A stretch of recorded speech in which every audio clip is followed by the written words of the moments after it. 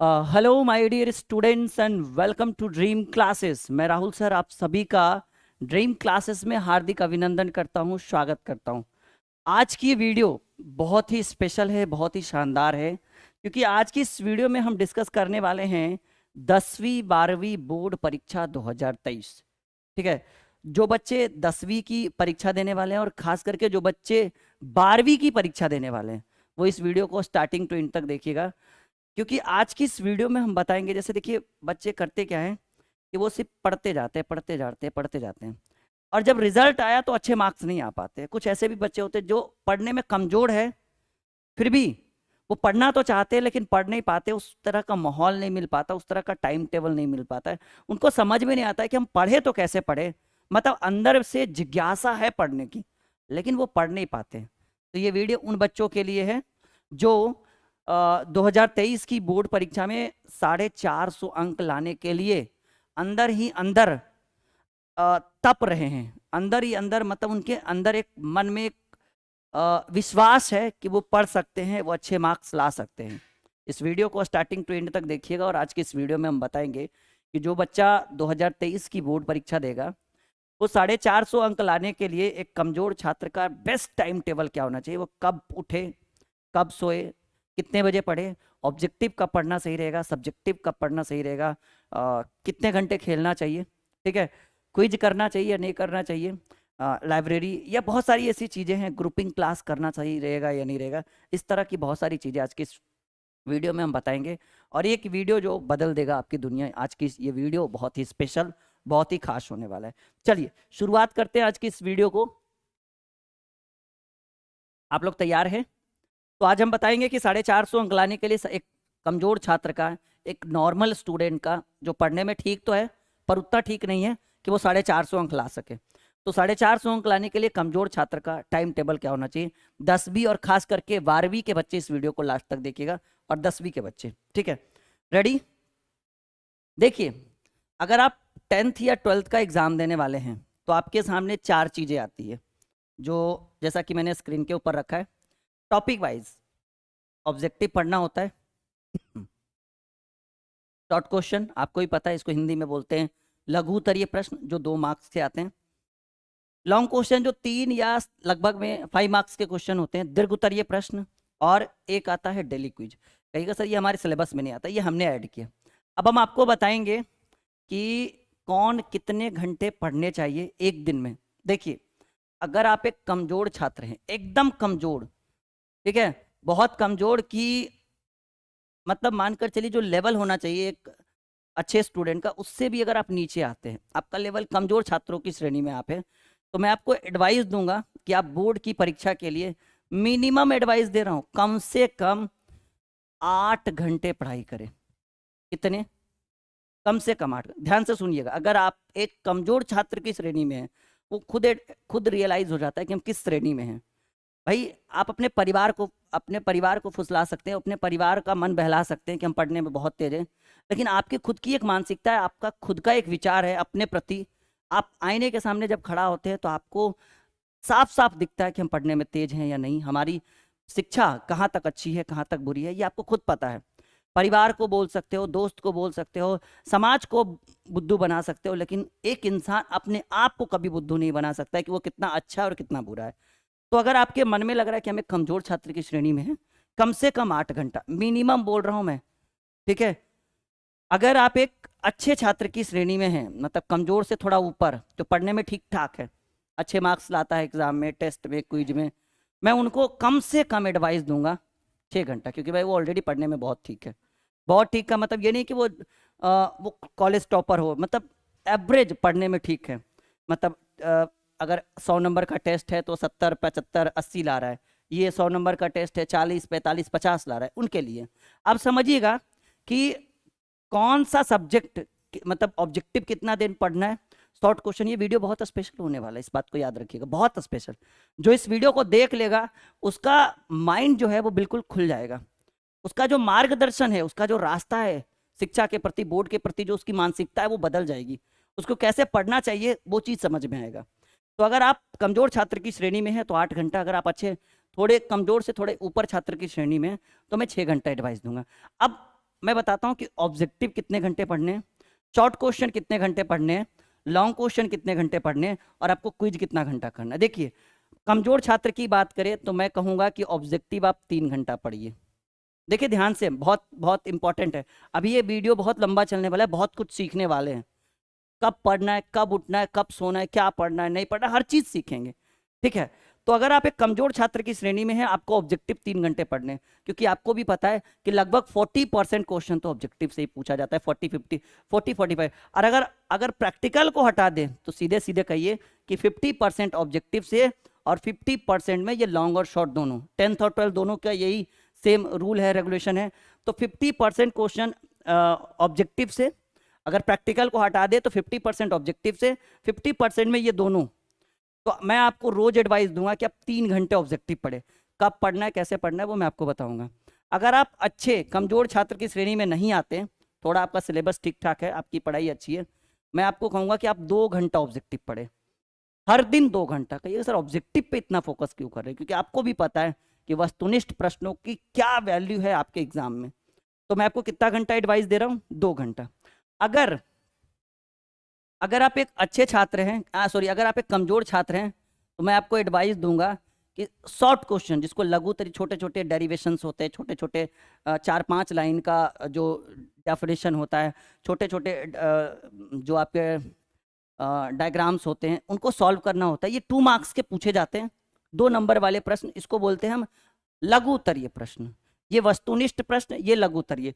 जो बच्चा कमजोर छात्र की श्रेणी में है वो कम से कम एक दिन में 2 घंटा, और जो बच्चा अच्छे छात्र की श्रेणी में है, मतलब ठीक ठाक है, वो कम से कम 1.5 घंटा तो जरूर पढ़ेगा जी। ठीक है, अब आइए लॉन्ग क्वेश्चन, सेम रूल।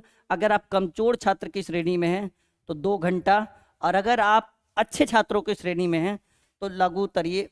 ये एक प्रश्न यहां से 5 नंबर का आता है, इसको लघु उत्तरीय प्रश्न बोलते हैं। और यहाँ पे लंबे लंबे डेरिवेशंस होते हैं फिजिक्स के। इसके अंतर्गत न्यूमेरिकल्स भी आता है, हालांकि न्यूमेरिकल्स यहाँ भी आएगा, लेकिन छोटे छोटे न्यूमेरिकल्स होते हैं, 4-5 लाइनों में सॉल्व हो जाएगा। यहाँ भी न्यूमेरिकल आएगा, लेकिन काफ़ी बड़े बड़े न्यूमेरिकल, एक एक पेज का डेरिवेशन होगा। तो मैं आपको रोज एडवाइस दूंगा कि कम से कम 2 डेरिवेशन तो जरूर करो, और 2 डेरिवेशन में 1-2 घंटा तो लगेगा, अगर अच्छे ढंग से करते हो तब। हालांकि एग्जाम में उतना टाइम नहीं लगेगा शॉर्टकट में, लेकिन सीखना भी तो है ना। जैसे आपने सिर्फ लिखना तो नहीं है, कॉपी में उतारना नहीं, 2 डेरिवेशन करो और उसको सीखो भी, मिनिमम 2 डेरिवेशन। तो 1.5 घंटा अच्छे छात्रों के लिए, कमजोर छात्रों के लिए 2 घंटा। देखो कमजोर छात्र कितना घंटा पढ़ चुके हैं, अब ध्यान से देखिएगा एकदम हमारी तरफ से।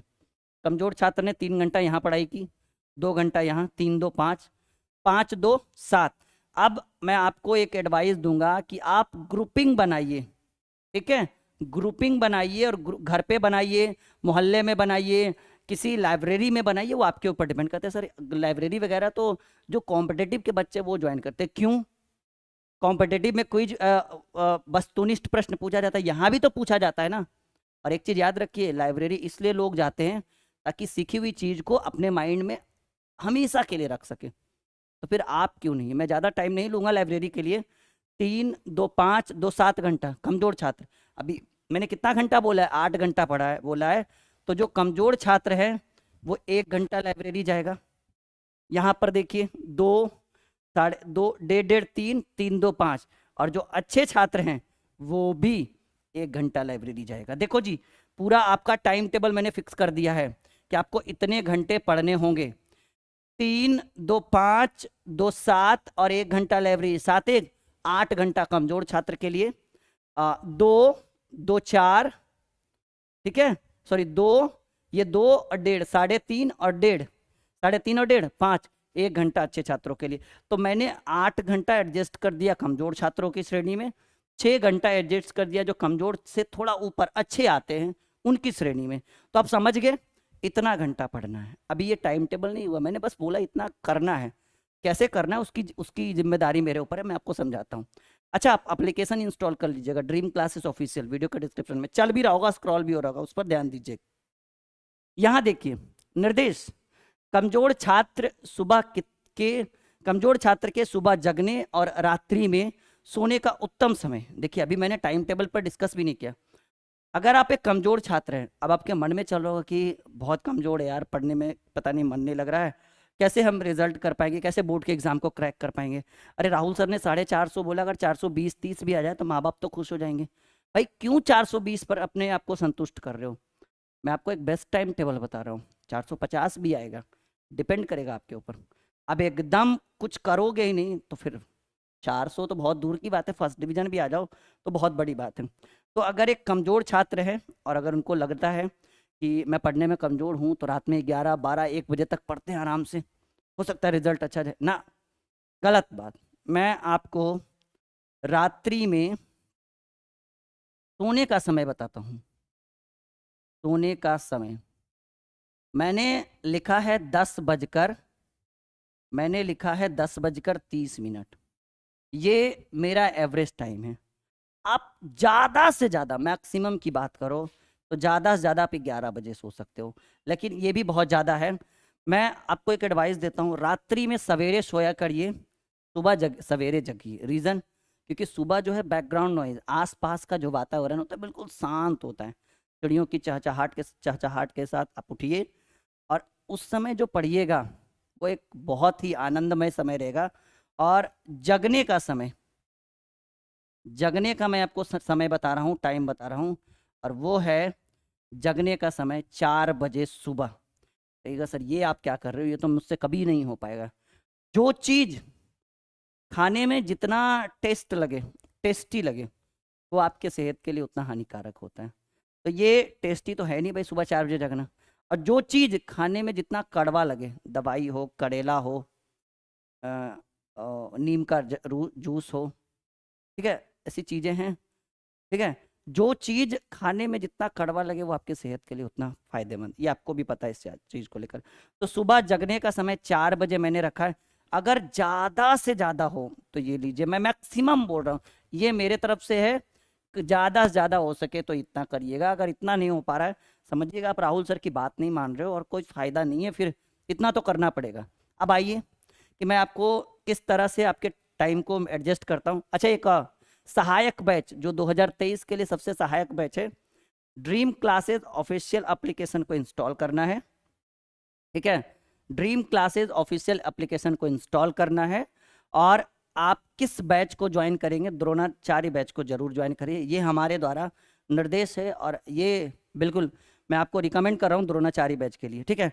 दिक्कत हो तो नीचे नंबर चल रहा है, कॉल भी कर सकते हैं। चलिए आगे बढ़ते हैं। फर्स्ट शेड्यूल कि भाई कब कब पढ़ना है। सर आपने ये तो बोल दिया कि कमजोर छात्र 8 घंटे पढ़ेंगे, कब कब पढ़ेंगे? अच्छे छात्र 6 घंटे पढ़ेंगे, कब कब पढ़ेंगे? इसकी बात करिए, आप उस पर डिस्कस करिए। भाई हम पढ़ने में बहुत कमजोर हैं, हमको 8 घंटा पढ़ना है। हम पढ़ने में थोड़ा ठीक है, 6 घंटा से भी काम हो जाएगा, और 6 घंटा पढ़िएगा तो यकीन मानिए 450 क्रॉस कर सकते हैं। कोई बहुत बड़ी बात नहीं है, हर जिले से 100-150 बच्चा 450 क्रॉस करता है, 200-300 बच्चा। ऐसा नहीं कि सिर्फ टॉपर ही 450 करता है, 450 हर स्कूल से 10-5 बच्चे क्रॉस कर जाते हैं। तो फिर आप क्यों नहीं कर सकते हो? 100 का बैच है, 10 बच्चे 450 क्रॉस, अभी तो ऐसे ही मिलता है मार्क्स, आपको पता है। तो देखिए शेड्यूल, फर्स्ट शेड्यूल मैं आपको बनाता हूं सुबह 4 बजे से 6 बजे तक, 6 या 6:30, क्योंकि साधारणतः कोचिंग 7 बजे से होता है ना। अगर कोचिंग सवेरे हो तो आप 6 बजे भी जा सकते हैं। करना क्या है, अच्छी सी नींद लेनी है, उठना है और अच्छे से बिल्कुल तैयार होकर पढ़ाई में लग जाना है। अब देखिए समझिए इस चीज़ को, ठीक है। सुबह 4 बजे से 6 बजे तक यहाँ पर, अच्छा जो अच्छे बच्चे हैं जो पढ़ने में ठीक है वो भी इसी रूल को पालन करेंगे, नहीं तो फिर आधा आधा घंटा कम पढ़िएगा हर जगह, 6 घंटा पुड़ जाएगा आपका। सुबह 4 से 6:30, 2.5 घंटा का, ठीक है, 2.5 घंटा का ये शेड्यूल मैंने आपके लिए बनाया है। अब इस 2.5 घंटे में सवाल है कि सर सुबह सुबह उठ के करेंगे क्या।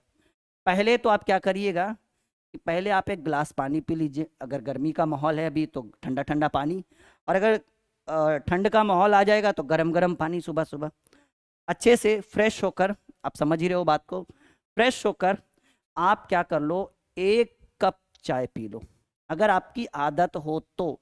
अगर आदत नहीं हो तो कोई बात नहीं, पानी से भी काम चल सकता है। 1 कप चाय, कॉफ़ी अगर आपकी आदत हो तो।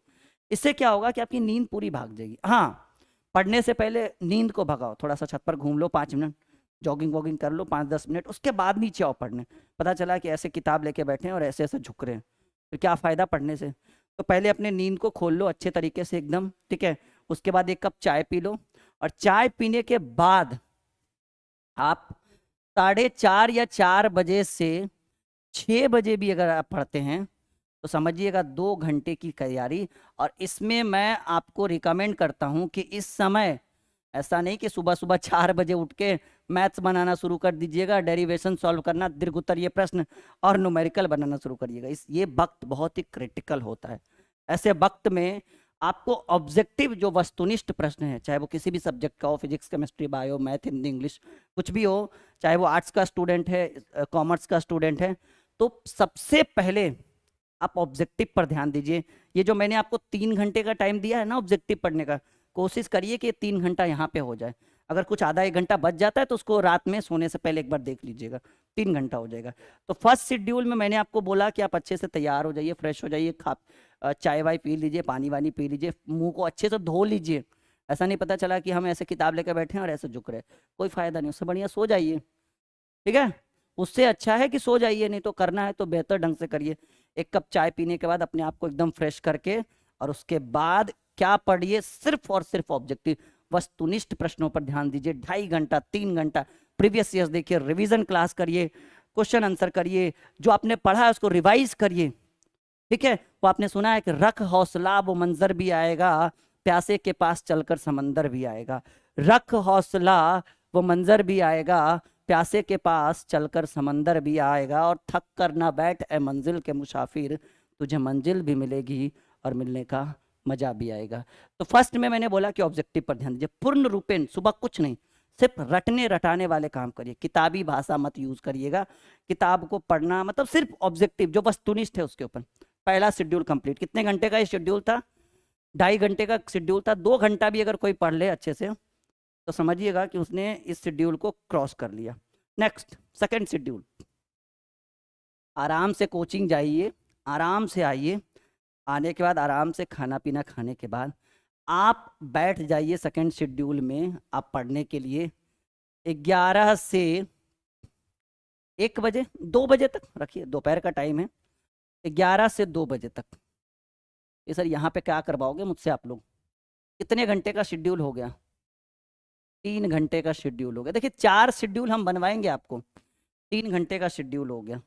अब इन 3 घंटों में आप क्या करो, आप मैथ्स बना लो अगर आप एक मैथ्स के स्टूडेंट हो। डेरिवेशन तो डेरिवेशन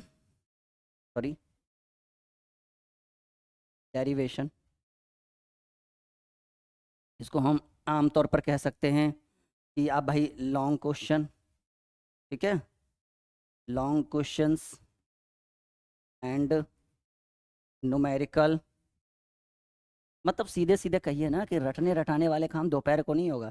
इस समय माहौल बहुत ही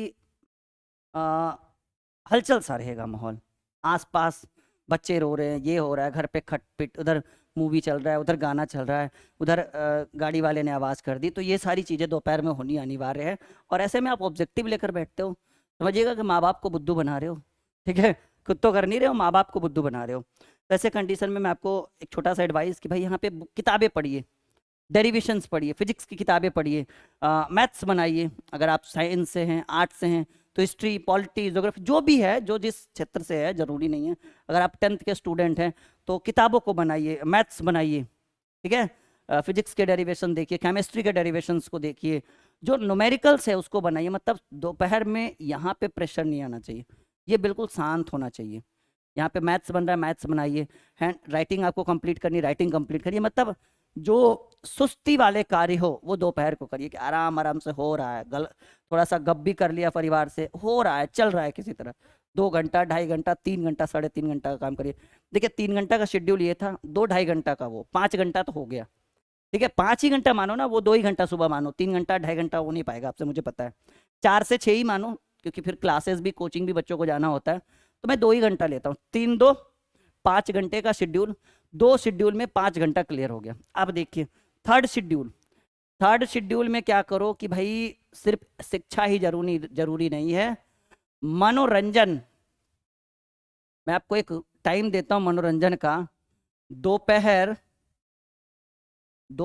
2 से 5 तक। ये सर अब आपने राहत भरी बात बोली है। मैं अपनी मम्मी को या मैं अपने पापा को ये वीडियो का ये छोटा सा एरिया जरूर दिखाऊंगा कि देखिए सर ने मनोरंजन के लिए भी कुछ बोला है। क्योंकि देखो अगर माइंड के ऊपर सिर्फ काम करते करते करते प्रेशर आ जाए ना, तो फिर वो काम हो नहीं पाएगा आपसे। सिर्फ पढ़ाई का प्रेशर हो, सिर्फ शिक्षा का प्रेशर हो और कुछ काम ना हो पाए, तो समझिएगा ये शिक्षा व्यर्थ है। तो ऐसे में मैं आपकी फैमिली से भी रिक्वेस्ट करता हूँ कि बच्चों को मनोरंजन का दीजिए समय।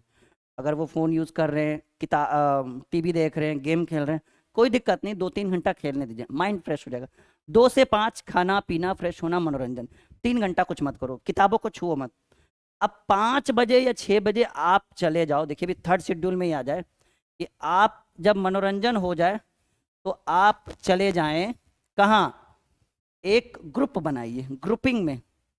ग्रुपिंग में या तो मोहल्ले के 10-5 बच्चे मिलकर बना लो ग्रुपिंग, किसी लाइब्रेरी को ज्वाइन कर लो जहाँ पे बिल्कुल शांत माहौल हो, या घर पे आसपास जो पड़ोसी लोग हैं उसी को, किसी एक पड़ोसी के घर पे चले जाइए, 5-10 बच्चे। और आपने जो 1-2 दिन में पढ़ा है सब एक दूसरे से पूछिए, रिपीट, ऐसे राउंड राउंड गोला। वो क्विज नहीं खेलते हम लोग, यानी आप चले जाइए सीधे सीधे। अगर मैं बोलूँ मोटा मोटी बात, तो आप कर लो भाई क्विज। और ये क्विज मैं ज़्यादा टाइम नहीं दूंगा। क्विज कितने घंटे की होनी चाहिए, ज़्यादा नहीं, बस 1 घंटे की, 1 आवर। ठीक है बच्चों, 1 घंटे का क्विज। अगर आप 5 बजे शाम में शुरू कर रहे हो तो 6-6:30 बजे खत्म कर दो। 6 बजे कर रहे हो, 7-7:30 बजे खत्म कर दो। मान लो कि आपने 5 से 6:30 क्विज किया, मान लो, ठीक है, 5 to 6:30। अब आप घर आओगे, खाना पीना खाओ आराम से। अब आप 6:30 से 9 बजे तक कुछ मत करो। टीवी वगैरह फिर से देख लो आधा घंटा, कोई दिक्कत नहीं है, परिवार वाले कुछ नहीं बोलेंगे। अब आपने कितने घंटे का काम कर लिया, 5 घंटा उधर, 1.5 घंटा इधर, 1-1.5 घंटा क्यों चलेगा, ठीक है। 6:30 बज गए, अभी आपके सिलेबस के हिसाब से 1.5 घंटा और बाकी है। आपने 6.5 घंटे पढ़ लिए अच्छे ढंग से, क्विज को ऐड कर 5 और 1.5, 6.5 घंटे। अब आपका जो 4th शेड्यूल होगा, इस 4th शेड्यूल में अब आप रात में बैठिए, ठीक है, रात में पढ़ाई करिए 9 से, ठीक है, 9 से 10:30, 10:30 तक पढ़िए और 9 से 10:30 तक पढ़िएगा। तो इसमें कितने घंटे हो गए, 1.5 घंटे, यानी 5.5 घंटा, अब प्लस 1.5 घंटा, नहीं 6.5 घंटा ना, सॉरी, 6.5 घंटा प्लस 1.5 घंटा, आपने 8 घंटे पूरी पढ़ाई कर ली। और इस रात में भी क्या करिए, आप किताबों को पढ़िए। कौन सी किताबें आपके लिए सबसे बेहतर है, एनसीईआरटी की किताबें। देखो एनसीईआरटी भले बच्चे इग्नोर करते हैं, पर मैं हमेशा इसका समर्थक रहा हूँ, क्योंकि हर साल मैंने देखा है कि हर साल 80% क्वेश्चन, 70% क्वेश्चन एनसीईआरटी से पूछे जाते हैं। तो एनसीईआरटी की किताबें पढ़ें। और आपने इस टाइम टेबल को इस टाइम टेबल के हिसाब से आपने कितने घंटे पढ़ाई की, भाई मैंने आपको 9-8 घंटे का शेड्यूल दिया। 4th शेड्यूल 90 मिनट का शेड्यूल मैंने दिया। देखिए 1st शेड्यूल 2 घंटा, 2nd शेड्यूल 3 घंटा, 3rd शेड्यूल 1.5 घंटा एंड 4th शेड्यूल 1.5 घंटा। 3 2 5, 1.5, 6.5 और 1.5, टोटल कितने घंटे का शेड्यूल, 8 घंटे का शेड्यूल और 450 अंक पार। और हाँ, अगर आपको बेहतर ढंग से पढ़ना है तो आप हमारे द्रोणाचार्य बैच को जरूर से जरूर ज्वाइन करिए, ताकि वहां पर हम एक बेहतर शिक्षा आपको दे पाए। ये वीडियो आपके लिए अच्छा रहा है, लाइक करिएगा, सब्सक्राइब करिएगा चैनल को और वीडियो को शेयर करिएगा। और आप हमारे साथ नीचे एप्लीकेशन को इंस्टॉल करके टेलीग्राम और ड्रीम क्लासेस का ऑफिशियल एप्लीकेशन प्ले स्टोर पर भी है, सर्च करिए ड्रीम क्लासेस ऑफिशियल। और अगर आपको ये वीडियो अच्छा लगा है तो नीचे कमेंट, लाइव चैट नहीं, कमेंट बॉक्स में कमेंट करके मुझे बताइए, ताकि, और आप मुझे टॉपिक बताइए कि मैं किस टॉपिक पर वीडियो बनाऊं, क्योंकि मैं एक मैच्योर पर्सन हूं इस चीज़ को लेकर। मैं एज ए मोटिवेटर मैं आपको एक बेहतरीन वीडियो बना कर दूंगा, बस आप टॉपिक बताते चले, ठीक है। ये वीडियो आपके लिए शानदार था। Like, share and subscribe the channel and best of luck for board exam 2023। हालांकि बहुत पहले ही बेस्ट ऑफ लक कर रहा हूँ, पर कोई बात नहीं, ओके।